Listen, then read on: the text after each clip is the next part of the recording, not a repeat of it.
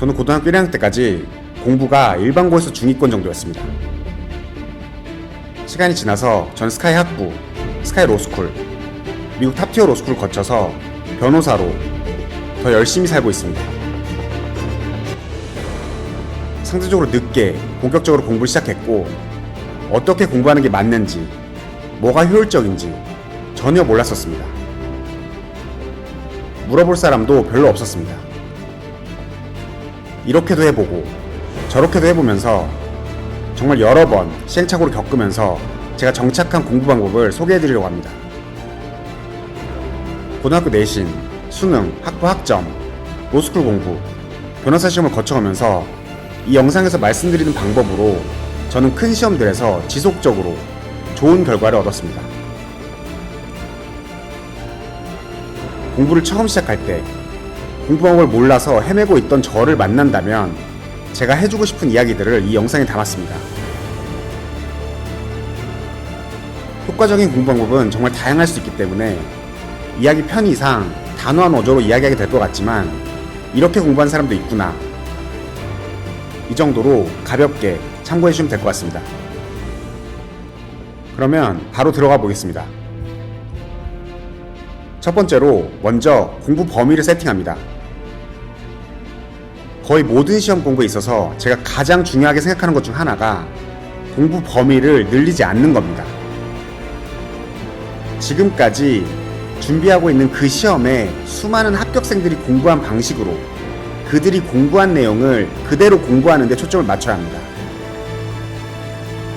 지적인 호기심이나 제일 잘하고 싶은 욕심에 남들과 다른 방법으로 공부 범위를 넓혀가면서 공부하는 건 그 시험에 있어서 탑 오브 탑 레벨이 되고 나서 그제서야 고려해 볼 수 있는 겁니다. 그 전까지는 공부를 열심히 해서 합격하는 대다수의 사람들이 해왔고 하고 있는 방식을 철저히 따라야 합니다. 공부를 시작하는 단계에서 공부 범위 세팅이 그 첫 번째고, 처음에 공부 범위를 최대한 심플하게 잡고 사실상 끝까지 이걸 가지고 갑니다. 구체적으로 이야기해보면 일단 기본서는 남들이 제일 많이 보는 책 중에 하나로 잡습니다. 만약에 선택한 기본서에 문제집이 함께 포함되어 있지 않다면 문제집도 마찬가지로 남들이 제일 많이 보는 것 중에 하나로 정합니다. 다만 문제집은 기출문제가 잘 반영되어 있는 것일수록 효율적인 점도 참고해서 고릅니다. 여기에 인터넷 강의 추가해서 들으면서 이 기본서를 미친듯이 반복하는 겁니다. 이걸 구체적으로 어떤 식으로 반복하는 게 효율적인지 뒤에서 회독수를 늘려가는 방법까지 자세히 말씀드리겠습니다.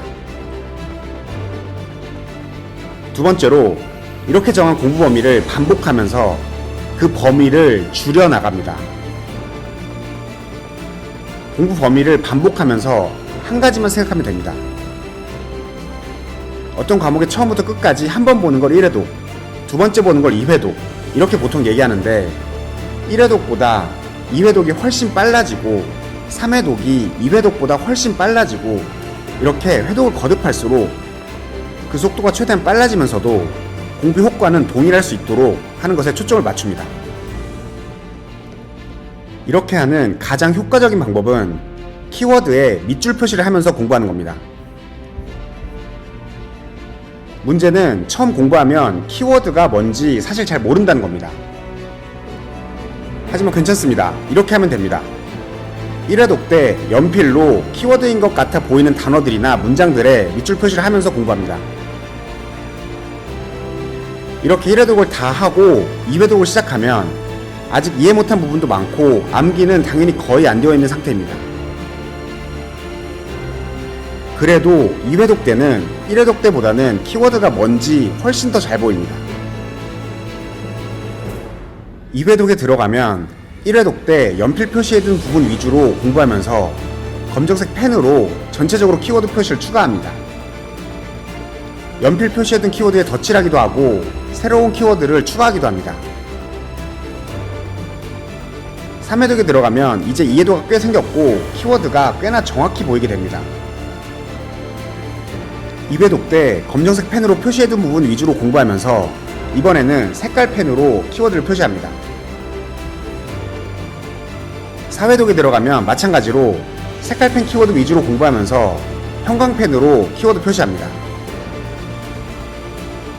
이렇게 회독수를 늘려가면서 키워드의 정확성을 높이면서도 그 키워드의 숫자를 줄여갑니다.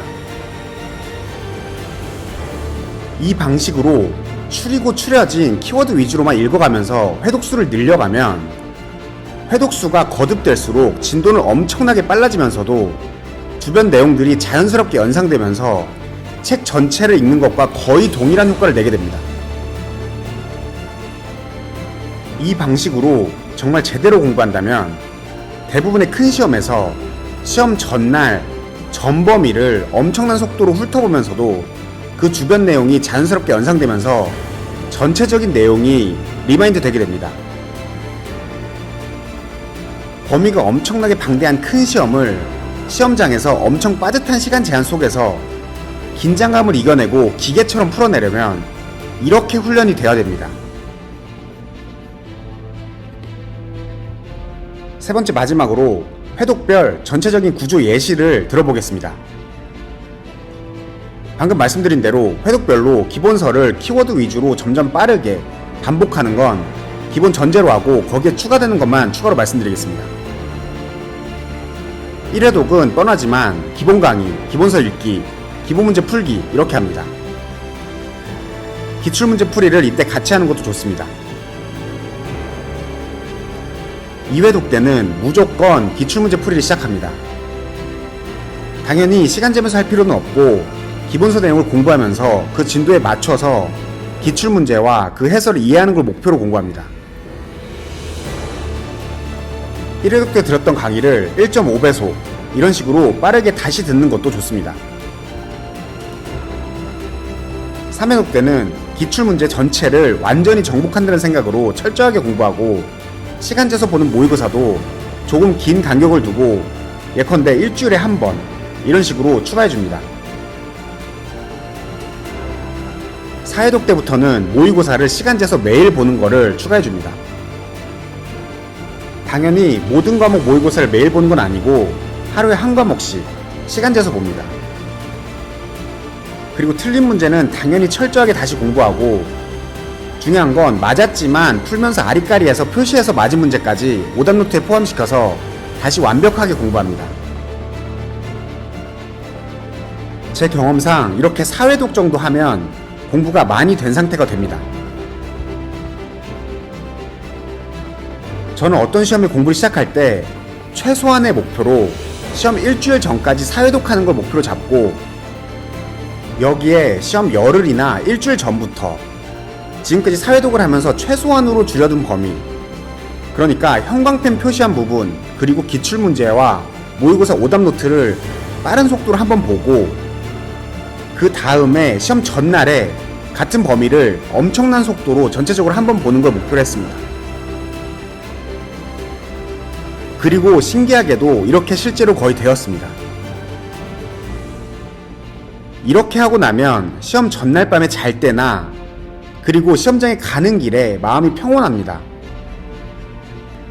더 열심히 할 수 없었다. 이게 정말 내 최선이다. 이런 생각에 편안한 마음으로 시험장에 들어가게 됩니다. 저는 이렇게 공부했습니다.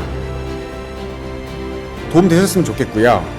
여러분들 생각이나 고민들 댓글에 남겨주시면 같이 성장할 수 있을 것 같습니다. 감사합니다.